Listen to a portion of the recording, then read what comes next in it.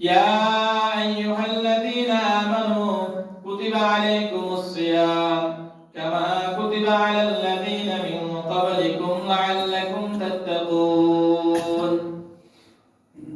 ইয়া আইয়ুহাল্লাযীনা আমানু, হে ঈমানদারগণ। আল্লাহ পাক যে কোনো বিধান সম্পর্কে বলতে গেলে ঈমানদারদেরকে বলেন।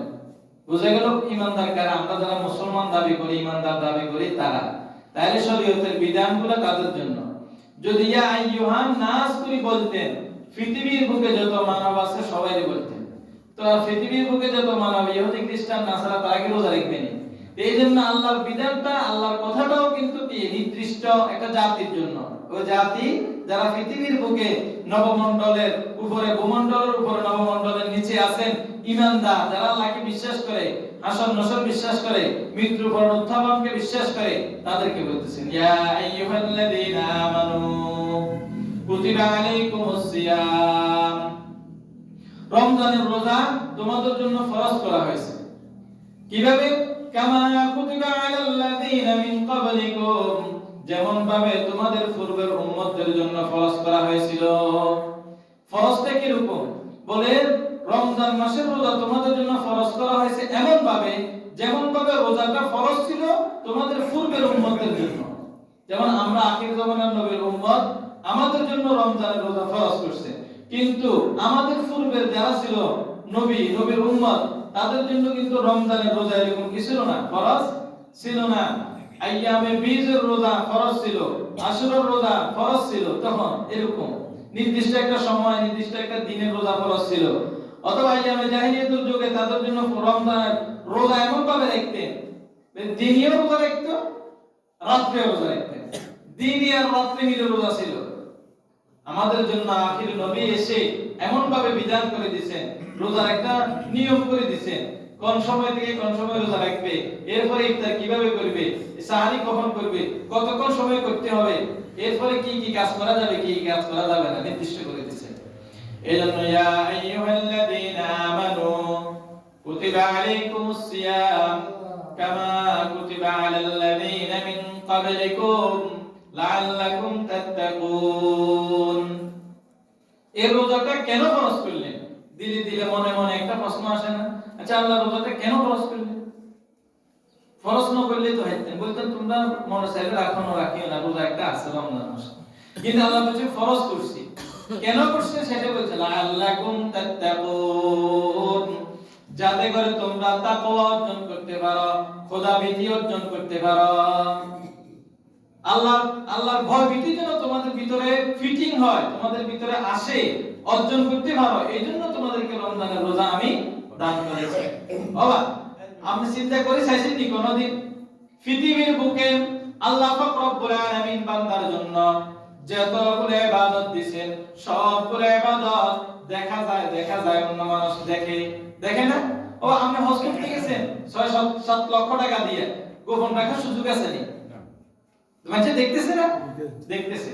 যাকাত আপনি যেভাবে দেন, প্রকাশ্যে দেন আর গোপনে দেন, এটা গোপন থাকে না।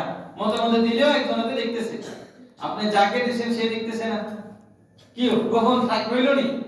আচ্ছা, তাহলে হজ গেল মানুষ দেখতেছে, যাকাত দিবেন তাও দেখতেছে, নামাজ পড়তেছেন তাও দেখতেছে না? কিন্তু একমাত্র বিধান রোজা এমন একটা ইবাদত, আপনি খাইছেন কি খান নাই, আপনি ছাড়া কেউ দেখার সুযোগ নাই, আপনি রাখছেন কি রাখেন নাই, আল্লাহ ছাড়া কেউ জানার সুযোগ নাই। আছে সে বলেন না, কেউ বলতে পারবো আপনি যে এখন মসজিদে আসছেন কি কিছু খাই আসছেন কি আসেন নাই? আপনি যদি মতে মতে ঘরে তেন, কেউ জিজ্ঞেস করলেন না পানি খাই আসলেন, শুধু আল্লাহ আর আপনি ছাড়া আর কেউ দেখার সুযোগ আছে নি, জানার সুযোগ আছে নি? এই জন্য আল্লাহ এই আয়াত লাস্টে বলতেছেন লাআল্লাকুম তাত্তাকুন, যাতে করে তোমরা আল্লাহর তাকওয়া, আল্লাহর ভয়ভীতি অর্জন করতে পারো। আল্লাহর তাকওয়া, আল্লাহর ভয়ভীতি অর্জন করতে পারো। তাইলে আল্লাহর ভয় অর্জন হবে রোজার ভিতরে, এছাড়া আর কোথাও নাই। আপনি ডুব দিবেন পানির ভিতরে, পানি খাইছেন, কে দেখছে? আল্লাহ দেখতেছে। দরজা বন্ধ করে একবারে সবগুলো গ্লাস লাগাই খাইতেছেন, কে দেখতেছে? তো আল্লাহর যদি ভয় আপনার ভিতরে না থাকে, আপনার রোজা রাখা সম্ভব না। এই জন্য বলছে রোজা তোমার জন্য ফরজ করছি, কঠিন ফরজ, এটা পূর্বের উম্মতের জন্য এরকম ফরজ আমি ফরজ করে দিয়েছিলাম। কিন্তু এই রোজা রাখার জন্য তোমার কাছে আল্লাহর ভয় থাকতে হবে। যদি আল্লাহর ভয় তোমার কাছে না থাকে তুমি এই রোজা রাখতে পারবে না। এজন্য আমরা অনেকে বলি আল্লাহরে ডরাই না মানুষের ডরাই কি লাভ, বলি না? দোকানে নাস্তা করে ফেলতেছে, ওই জমিনে কাজ করে এসছে, দুর্বল হয়ে গেছে, খিদা লাগি গেছে, আসি দোকানে নাস্তা করতেছে, গোপনে হোক সারার বন্ধ হোক যেভাবে হোক করতেছে। তো ডরাই আল্লাহরে তো ডরাই না, বন্ধরে ডরাই লাভ হবে কি? খারাপ। আচ্ছা নিজেকে নিজে চিন্তা করেন, ও ভাই নিজেকে নিজে চিন্তা করেন, এক মাস যদি হাফ কাজ করেন না, হাফ 10টায় কাজ করেন, 9টা সকালবেলা 9টা কাজ করে 12টায় চলে আসেন না, বেতন যা যে ঘন্টা করবেন এই ঘন্টার বেতন নেন, ওদের সাথে এভাবে কথা বলেন যে আমি রোজা থাকবো, এত ঘন্টা কাজ করবো, আমাকে এত টাকা দিয়ে, নইলে আমি কাজ করতে পারবো না, কষ্ট হলে কষ্ট হবে, রোজা রাখতে হবে আমাকে। দেখবেন আপনার জন্য বরকত শুরু। সেটা পূর্বের আরেকটা আয়াত এবং হাদিসে আমি বলবো। এখন আমাদের মন হলো ছোট, আমরা চিন্তা করি কাজ না করলে খামু কিয়া, পরিবারের জন্য নিমু কিয়া।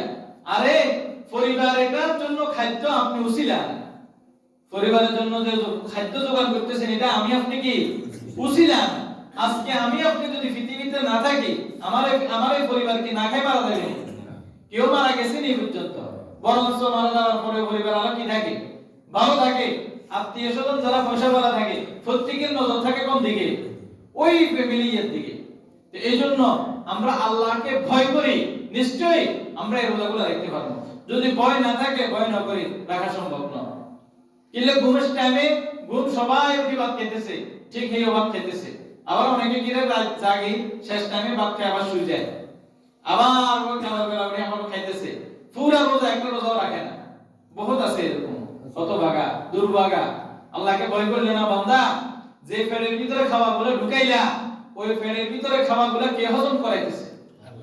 তো যে আল্লাহ তোমার পেটের ভিতরে খাবারগুলো হজম করাইতেছে, ওই আল্লাহ যদি পেটকে বলি দে, এই খবরদার, পেটের ভিতরে যে খাদ্যগুলো গেছে বসি থাক, একটাও হজম হবে না, কিরকম অশান্তি লাগবে স্যার বলেন? সে ঘুমাইবো, কাজ কাম করতে ভালো লাগবো? ওই আল্লাহ মনে রাখবেন, ওই আল্লাহ যে আল্লাহ খাওয়াগুলা আমি রোজা না রাখি খাইলাম, পেটের ভিতরে ঢুকাইলাম, আল্লাহ আবার হজম করাইতেছে।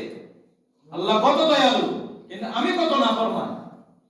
ঠিক নেই কিও? আমি আল্লাহর ফরজ বিধান রোজা না রাখি খানা খাইলাম, আর আল্লাহ বলতেছে পেট এগুলো হজম কর, আল্লাহর আদেশে পেটের পোকামাকড়গুলো এগুলো হজম করাইতেছে। কিন্তু আল্লাহ আপনার দিকে রোজা না রাখার কারণে রহম করলো, দয়া করলো, আর আমি কত বড় নাফরমান, আমি আল্লাহর বিধানকে লঙ্ঘন করলাম। ঠিক না? এজন্য লাআল্লাকুম তাত্তাকুন, আল্লাহ পাক আমাদের সকলকে পুরা রমজানের রোজাগুলো রাখার হিম্মত, শক্তি, বুদ্ধি, সাহস সকলকে দান করেন। সকলে বলে আমিন। সূরা বাকারার এই আয়াতের উপর আমাদের সকলকে আমল করার তৌফিক দান করেন।